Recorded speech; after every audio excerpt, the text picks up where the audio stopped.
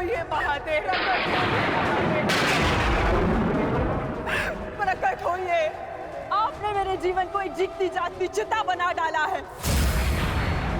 ये माता अपने पुत्रों का हंसता हुआ मुख नहीं देख पाई, मुख नहीं देख पाई, परंतु उनकी चिताओं की अग्नि को अनुभव किया है महादेव। या तो आप अपने उत्तर से मेरे मन को शीतलता दीजिए, अन्यथा मुझे जीते जागते जल जाने दीजिए।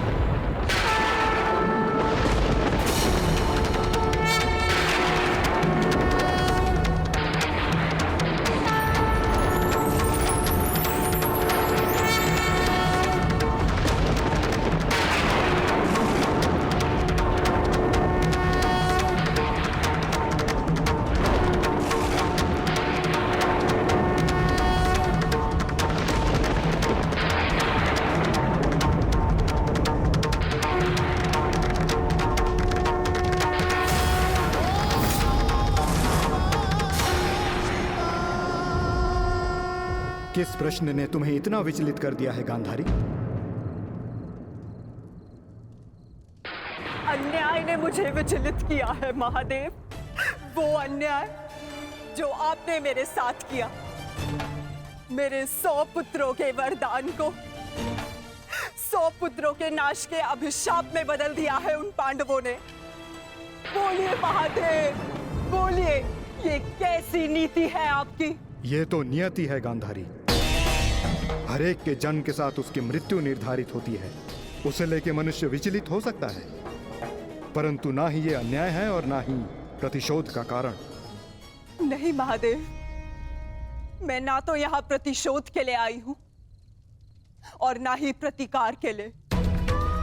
ये एक माता है जो आपके समक्ष खड़ी है, जिसके 99 पुत्रों का निर्दयता से वध कर दिया गया है। उसे केवल एक पुत्र की सुरक्षा चाहिए।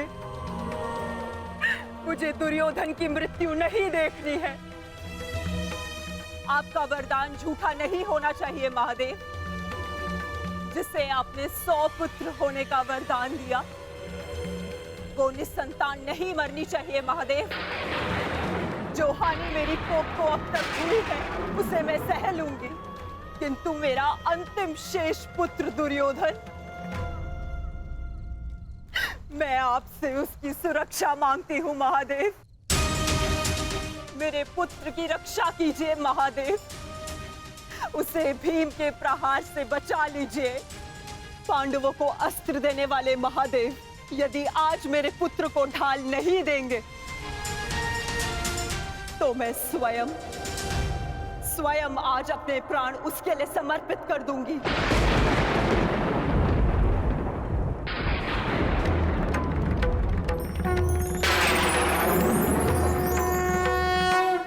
तुमने अपने पुत्र के साथ अन्याय किया है गांधारी।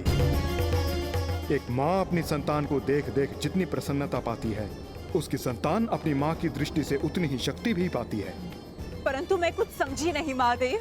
तुम्हारे पुत्र की सुरक्षा अब तुम्हारे हाथ है गांधारी। वर्षों से आंखें बंद करके जो तप अर्जित किया है, उसका प्रयोग करो। तुम्हारी दृष्टि तुम्हारे पुत्र के शरीर को वज्र का बना देगी।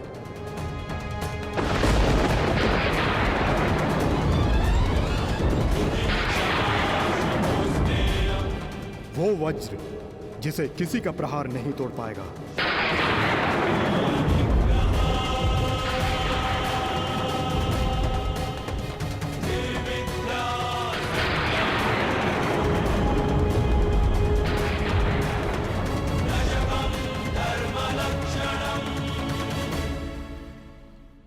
ये आपने क्या कर दिया महादेव?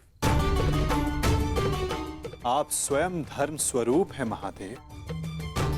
फिर धर्म स्थापना में आप बाधा कैसे बन सकते हैं? धर्म स्थापना के लिए दुर्योधन का नाश आवश्यक है महादेव, और आपने दुर्योधन को अटूट ढाल दे दी। मैंने वही किया जो परिस्थिति के अनुकूल था। परंतु नियति के लिए तो प्रतिकूल था ना भोलेनाथ। मेरा परम भक्त यदि मुझसे कुछ मांगता है तो मैं उसे मना नहीं कर सकता माधव, ये तो आप जानते हैं। मानता हूं इसके कारण बार बार आपके समक्ष समस्याएं उत्पन्न होती हैं, परंतु मुझे विश्वास है कि हर बार की भांति इस बार भी नारायण इस समस्या का हल निकाल ही लेंगे।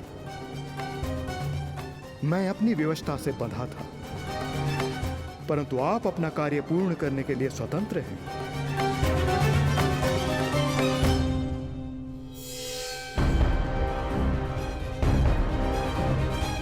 नियति के अनुकूल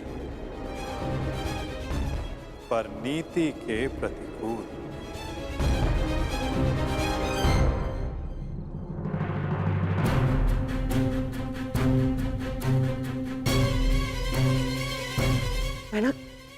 मैना क्या हुआ? महादेव ने दर्शन दिए? मैना बता। गांधारी।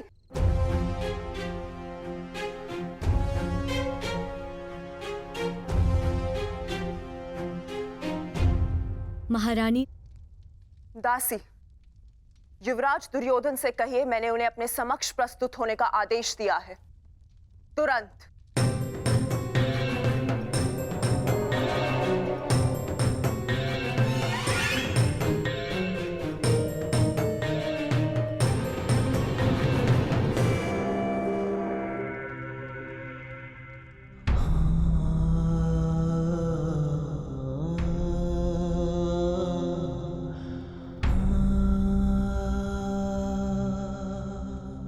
तुम्हारी मृत्यु का प्रतिकार मैं एक एक से लूंगा मित्र,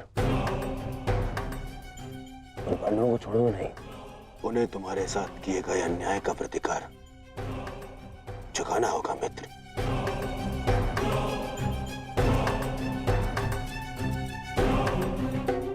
युवराज दुर्योधन, मैं मद्राज आज तक किसी के सामने नहीं झुका, परंतु आज मैं अपना सर झुकाकर अपनी भूल को स्वीकार करने आया हूं। मद्राज, चक्र निकालने में मेरी सहायता कीजिए। तुम भूल रहे हो अंगराज, तुम सूत पुत्र हो, तुम स्वयं अपने रथ का चक्र निकालो। मद्राज, मुझे मेरा विजय धनुष दीजिए। नहीं अंगराज, मैं तुम्हारी आज्ञा का पालन नहीं करूंगा।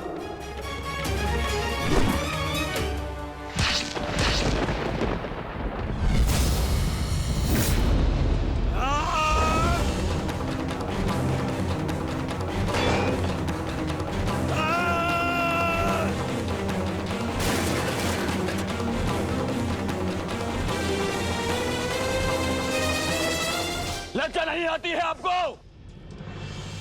जिस कर्म को करने के पश्चात मृत्यु मांगनी चाहिए, उसके लिए क्षमा मांग रहे हैं आप। ऐसे कर्म को करने के पश्चात आपका अब साहस कैसे हुआ मुझसे क्षमा मांगने के लिए? चक्र रथ को निकालने में सहायता की होती, विकर्ण को उसका विजय धनुष दे दिया होता, तो आज एक धनुर्धारी मरता, परंतु वो कर्ण नहीं अर्जुन होता। आपने अपनी व्यक्तिगत शत्रुता मिटाने के लिए एक योद्धा के कर्तव्य से विश्वासघात किया। मन तो करता है कि वध कर दूं आपको। और आप जानते हैं क्या मद्रराज, ये आपका झुका हुआ सर, ये आपके लिए सबसे बड़ा दंड है।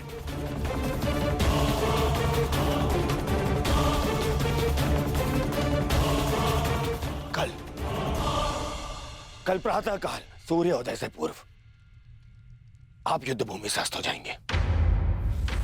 मैं आपका मुख नहीं देखना चाहता।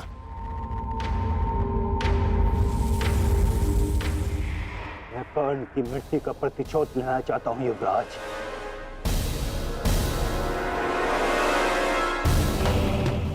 आप लेंगे प्रतिशोध? मैं लूंगा प्रतिशोध, और उसके लिए मुझे आपकी आवश्यकता नहीं है। प्रतिशोध लेंगे।